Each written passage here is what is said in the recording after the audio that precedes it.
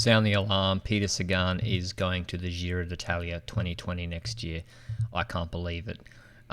He announced this just recently or last night. It was the worst kept secret in the whole of cycling. I mean, he put up this. If we look over here, he put up this post on his on his Twitter or Instagram with the "Hey you, something important will be announced tomorrow." Well, I'm pretty sure everyone could figure it out, given that the Giro announcement was pretty much the same time. So let me just bring up the live stream on the right hand side so I can see what I'm doing and see what the comments are. Lanterne Rouge.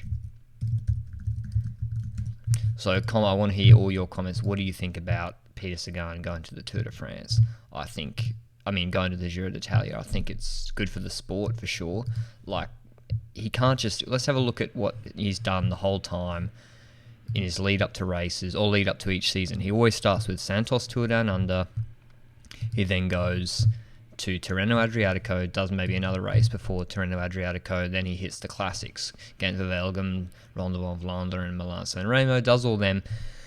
And he always does Tour of California, and he's done Tour of California like every year since 2010, every year since 2011. And, well, the reason for that's pretty obvious, because Specialized sponsor Peter Sagan, Specialized pay part of his wage at Bora Hansgrohe, and the American US market is the biggest market for Specialized bikes, I'm pretty sure. I mean, I assume they are.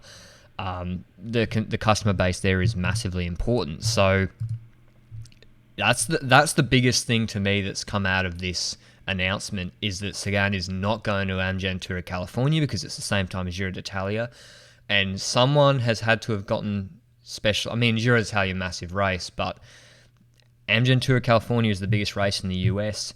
Peter Sagan is, the biggest Specialized rider. Maybe, yeah, I think so. Bigger than Alaphilippe, and he's not going to America. So how Specialized must have got comfortable with that from a sponsorship perspective. But he is going to the Tour, so maybe they're like, oh, well, he's going to go Tour de France, Giro d'Italia double. And so anyway, he then does Amgen Tour of California, then he does Tour de Suisse, which he's destroyed, the sprints for years and years. Then Tour de France, green jersey, seven in a row. Would have been 8 in a row if it wasn't for the Mark Cavendish disqualification dispute, which, by the way, Peter Sagan won. So let's think. This is not going to be a live stream about the actual Giro d'Italia route itself, but this is the route. They put up an excellent video. I really commend the Giro d'Italia on the video they put out, and the video they put out and the promotion they've done. It was really professional. I suggest you go and check that out, actually, on Peter Sagan's YouTube channel or the Giro d'Italia.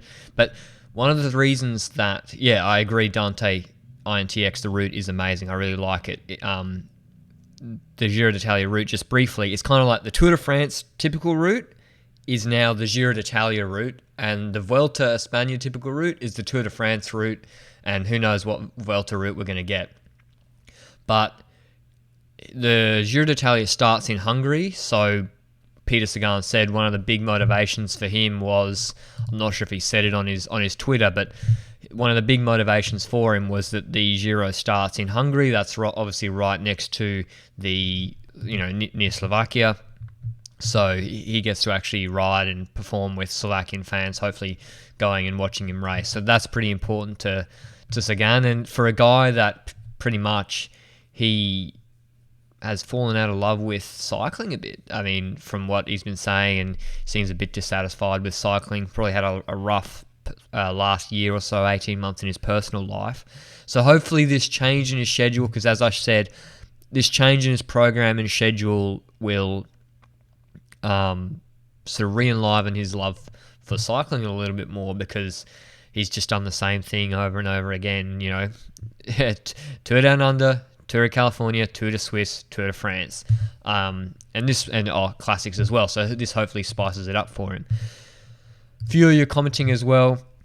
Oscar Azar, he'll ride maximum 1 week in Giro, then go for Tour de France Green. I really disagree. I don't think he's pulling out of the Giro d'Italia. He wants, he wants to get that purple jersey, Ciclamino.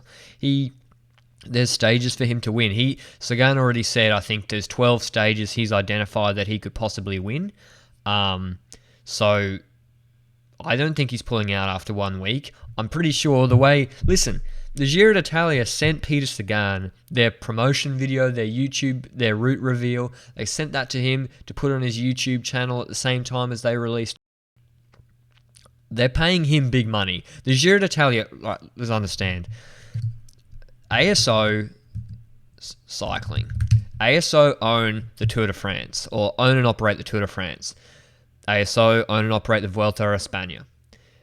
Giro d'Italia is owned... I actually don't know who owns the Giro d'Italia. Maybe some Italian company. Anyway, they're not owned by ASO. So they are a direct competitor, and this is one of the problems with cycling as a sport. They're a direct competitor to the Tour de France. So people say that...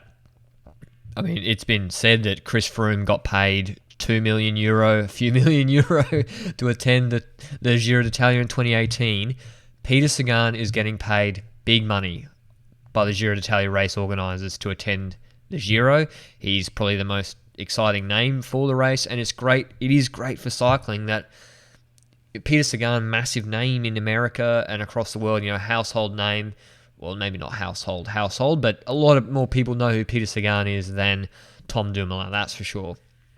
And cycling needs to build up the Giro and the Vuelta to be, it's probably never going to hit the level or the heights of the Tour de France, but to be getting casual fans watching, and getting Peter Sagan to that race does that. So this is not going to be a route analysis for the Giro. Let me know, comment if you want me to do a route analysis for the Giro 2020 route reveal. It's actually really, really interesting route, and I'd like to go through it. But talking about Sagan, he said he's going Tour de France, so he's going to go to the Tour de France.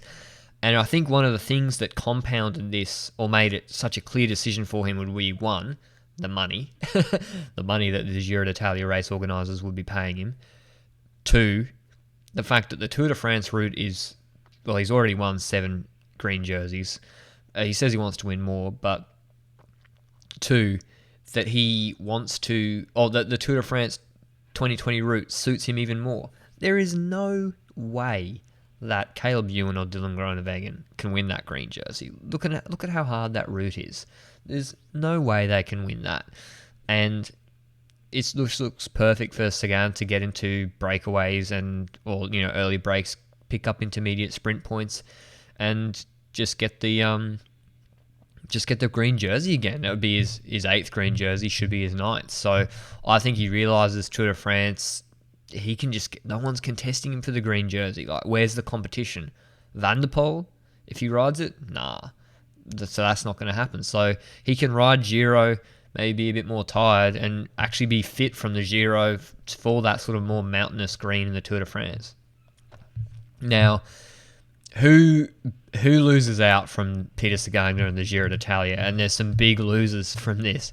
First one, his name is Pascal Ackermann. He obviously he obviously won the purple jersey, the Ciclamino, in 2019 in the Giro. You can scroll down here. So he won 2 stages, third and 2/3 and a second, and won the points classification in the Giro d'Italia. So Pascal Ackermann, what's going to happen with him? 25 years old, contracted to Bora through to 2021. He can't really, what can he do? Maybe they say, Pascal, you're going to go Vuelta, don't worry, and we're going to get you in the classics and support you in those. But Sam Bennett's had issues with Bora now for a while. They don't have enough. If Sagan's going to the Giro d'Italia and the Tour de France, and Pascal Ackermann needs to go to a Grand Tour, unless they bring Pascal Ackermann to the Tour de France as well, which I don't really suspect they'll do, or that wouldn't make sense given how hard the route is. If he goes to the Vuelta, well, where does that leave Sam Bennett? And Sam Bennett has to go to Deceuninck. That's the best thing he should do for his career, and do whatever he can to go to Deceuninck Quickstep, because I think Bora Hansgrohe, apparently Patrick Lefevre said he tried to trade. I don't think you can actually trade. Cycling doesn't work the same way as the NBA or the NFL, but he tried to trade Sam Bennett for Avara Hodge. the Colombian sprinter at Tacony Quickstep. That hasn't happened yet, but yeah, Sam Bennett's the big loser from this announcement from Peter Sagan, because no Grand Tour sprint wins for him next year. Maybe he'll go to Tokyo. The road race looks way too hard for him as well. So Sam Bennett's in a bit of a quandary. Let's look at the comments. Please do a route analysis if you have time. Yeah, I probably will at some point on the weekend maybe, if I have time. I haven't made the route video. Could Ackermann win the green in the Tour de France? Zero chance. Pascal Ackermann will not be able to win the green jersey in the Tour de France 2020. Hello, Juan David. So, Sagan, do you think he'll pull out after 1 week? I don't think he will. I think he's going to... I mean, who's his competitors for the purple jersey? Fernando Gaviria, whichever sprinter they have at Alvaro Hodge, at Tacony Quickstep, which is it still Alvaro Hodge, or Hodeg as it's actually spelt. You got to remember, Peter Sagan, he's lived a lot of his young life in Italy. As you can see in this Instagram, Italy holds a special place in my heart. He rode for Liquigas Duomo that was probably his first World Tour team. He speaks fluent Italian, obviously, lived there for a long time. So it's actually surprising that he hasn't ridden the Giro d'Italia once ever. He's never ridden the Giro d'Italia. That's a good shout. Dante Intex said Viviani's probably Elia Viviani he's probably his main competitor for the purple jersey. And Viviani is climbing really, really well. And I'm not sure if you guys have seen the route, but there are some hectic mountain stages in the third week. We're talking like 6,000 meters climbing in one stage and just really monster mountain stages. So that sort of suits Viviani, who's probably the best climbing sprinter of the elite guys in the world, I think. Comment who you think is the best climbing sprinter, but I think it's Viviani. So yeah, check out Sagan's Tour of California vids, because you won't be seeing them again. You won't be seeing him at Tour of California for a while. Maybe Specialized will realize or think that can make them more money from going to the Giro d'Italia. Let's have a look at the comments. Yeah, Edwin B says, I reckon the Giro has more incentives for Sagan to finish. Keep the viewers. I agree. Well, the thing is, there's only one sprint stage that Sagan can win. If we go back to the route, there's only one sprint stage that Sagan can win pretty much in the third week, because there's a 250-kilometer flat sprint stage. That sprint stage, now I'm contradicting myself, but that sprint stage flat stage is sandwiched between two massive mountain stages. This will be in the north of Italy right now. So everyone will be cooked from the massive mountain stage in the day before. It'll be a breakaway for sure will win by going up the road. 10-minute breakaway is what I would expect, because then there's a hectic mountain stage the next day. The last stage is not like the Tour de France, which has Champs-Élysées, the most prestigious Grand Tour sprint that everyone wants to win in the world, in Paris. The last stage in the Giro d'Italia is a short, not sure how many kilometers, 18 kilometers maybe, is a short individual time trial, so Sagan can't win the final stage. So maybe there is nothing for Sagan in the third week. Maybe he has that agreement with the race organisers and he's just going to go full gas in the first 2 weeks, because the first week of the Giro looks way easier than the Tour de France first week. And maybe, now I'm thinking, maybe, okay, so this is the alternative. Either they've paid him to be there the whole time, or second, they've said, come for the first 2 weeks, then pull out, you go to the Tour, rest up, and then that way Bora Hansgrohe can bring another sprinter, and that other sprinter can go for purple jersey. Maybe that could be the case.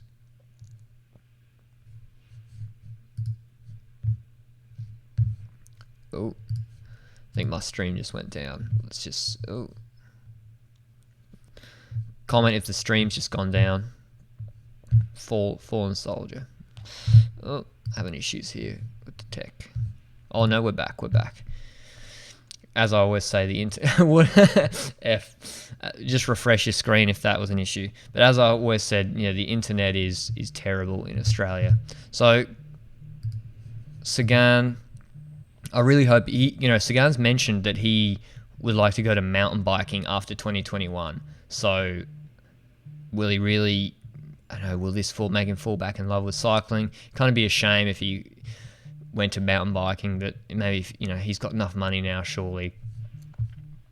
Oh, Peter Ulesma said, really interesting comment there from him, that track Olympic Games for Elia Viviani. Now, that's a good shout. So if he's going to the Olympic Games, then that makes a big difference, I guess, to his program. And it is different in a year. Let's have a look at, say, Peter Sagan in when was the last Olympics? 2016. The Olympics make a big difference to the way they prepare, I guess. Was the Olympics in Rio in 2016? I can't remember. Anyway, yeah, it was 2016. It makes a difference to the way guys prepare, especially guys like Viviani who are on the track as well. Seb Berwick. Check out Seb Berwick, guys, as well. Pro Conti rider. He said Viviani stuffed himself by going to Cofidis. It's going to be like X-Sky days. 100% agree. I think pretty much Viviani...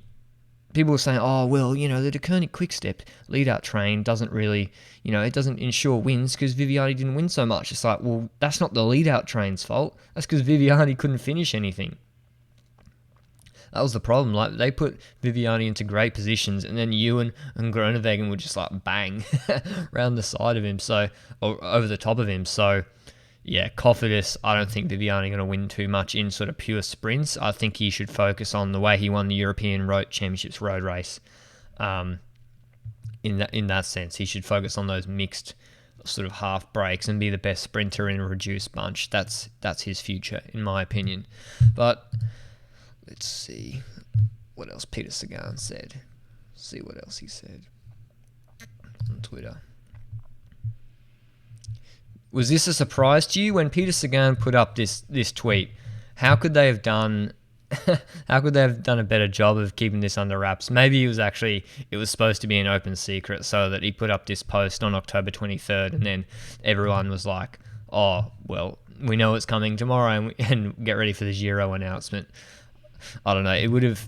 I guess they had to prepare all the journalists, and GCN obviously got the route early, and maybe Lanterne Rouge next year will get the 2021 route early. Okay, let's hit some last 2 minutes. Let's hit some comments. Didn't want to make this too long. Sagan versus Van der Poel mountain biking. Yes, I'd love to see that. Gavin Hladley. Viviani is a windsock. I don't really know what that means. Edwin B. Viviani against Gaviria in the points race on the track in Tokyo. I'd probably like to see that. Comment down below on this video. This is going to stay up as a video whether you think Peter Sagan is going to finish the Giro d'Italia, whether he's just there for the first 2 weeks, whether he's there for the whole time because he's getting paid a lot of money, and whether he's going to go for the purple jersey, stage wins alone, or he's just going to sort of do the first 2 weeks, couple of stages, and then pull out and let Ackerman or maybe Sam Bennett win the purple jersey. Who knows? It's going to be a much more exciting Giro this year, and we're not going to see someone like Richard Carapaz win. We're not, like, straight up Richard Carapaz type person not winning the Giro d'Italia because they've made it super hard. It's going to be the best climber that wins that Giro. But that's more for the route video. Thanks for tuning in as always. Enjoyed 150 people on this live stream. Thanks for bearing through the tech issues, and make sure you check out my video coming out later today. I spoke to Matthias Norsgaard, who did the Danish hour record attempt. Make sure you check that out. He's a beast and had some really interesting insights and some funny things along the way. So make sure you check that out. That'll be dropping in about 14 hours, 11 p.m. Brisbane time. Not sure what time that'll be for y'all. Anyway, F the chat. Lay your respects to the Lanterne Rouge, and I'll see you later. Ciao.